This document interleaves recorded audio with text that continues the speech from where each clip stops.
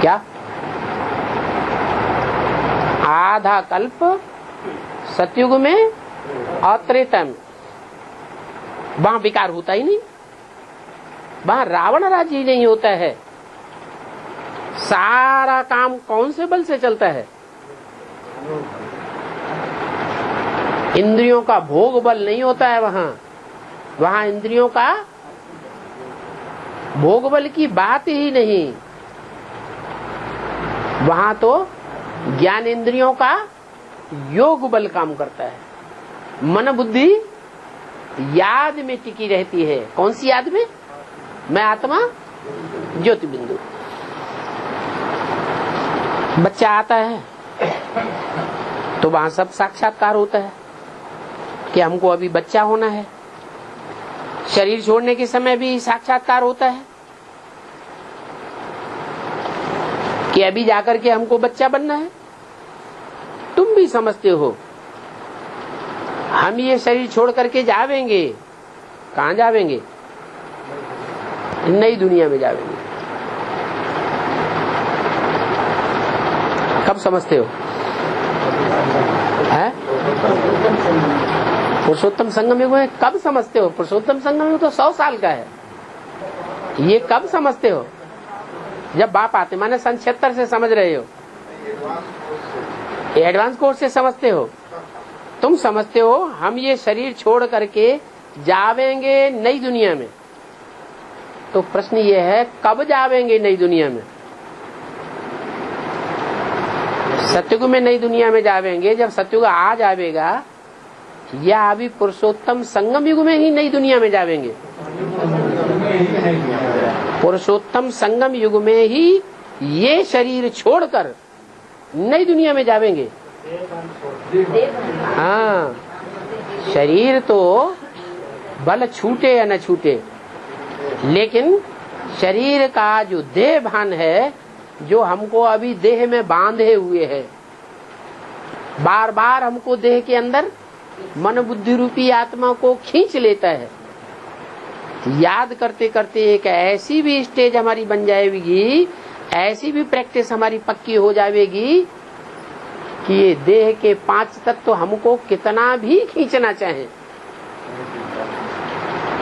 माया वो 5 तत्वों रूपी प्रकृति की कितने भी सहयोगी बने,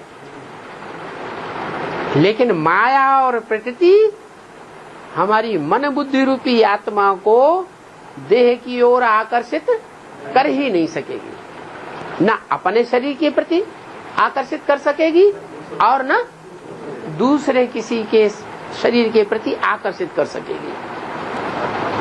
आत्मा अलग अनुभव होगी और शरीर अलग अनुभव होगा। इतनी शक्ति अनुभव होगी कि हम जब चाहे तो अपने घोड़े में प्रवेश करें और न चाहे तो प्रवेश न करें। नहीं तो ये जो कम जन्म लेने वाले आज की दुनिया के बड़े बड़े वैज्ञानिक हैं, साइंसदान हैं, कितने बुद्धिशाली हैं। इतनी बुद्धि है कि उन्होंने अपनी बुद्धि के बल पर सारी दुनिया को नष्ट करने वाला गोला बारूद, एटम बम तैयार किए हुए हैं, लेकिन उनमें इतनी शक्ति नहीं है कि वो उनका विस्फोट कर सके। क्यों नहीं? उनमें इतनी शक्ति क्यों नहीं है? हैं? क्योंकि वो जानते हैं कि हम अगर इनका विस्फोट करेंगे तो हम भी खलास हो जाएंगे। माने उनको देह अभिमान चिपका हुआ है, वो देह अभिमान को छोड़ने की प्रैक्टिस नहीं करते हैं, और हम देह अभिमान को छोड़ने की प्रैक्टिस कर रहे हैं। नहीं तो विधर्मियों में भी ऐसी ऐसी आत्माएं हैं जो शरीर छोड़ने की परवाह नहीं करती। आतंकवादियों में देखो, ऐसे ऐसे आतंकवादी हैं, हवाई जहाज लेकर के अमेरिका की ऊंचे से ऊंची बिल्डिंग उड़ाए देते हैं और खुद भी शरीर को खलास कर देते हैं।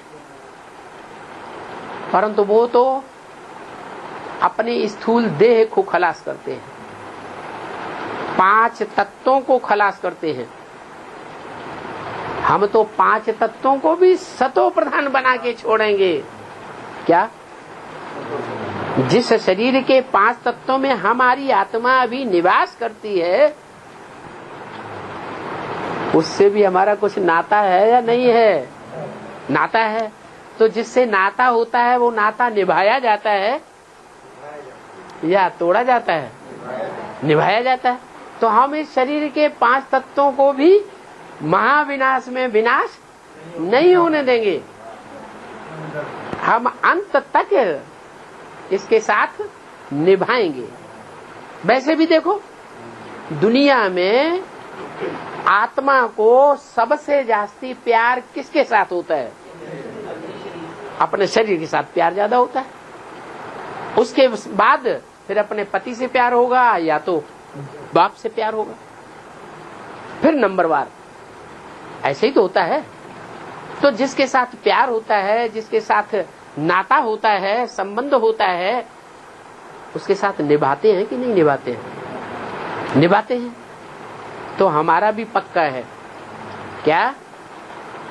इस जन्म में इस शरीर के साथ हमारा जो नाता पक्का जुड़ा हुआ है, हम इस शरीर को भी महाविनाश में छूटने नहीं देंगे, विनाश नहीं होने देंगे, विकृत नहीं होने देंगे, हम इसका बाल बांका भी नहीं होने देंगे। हम याद के बल पर अपनी आत्मा का भी उद्धार करते हैं और शरीर के 5 तत्वों का भी उद्धार करके छोड़ेंगे।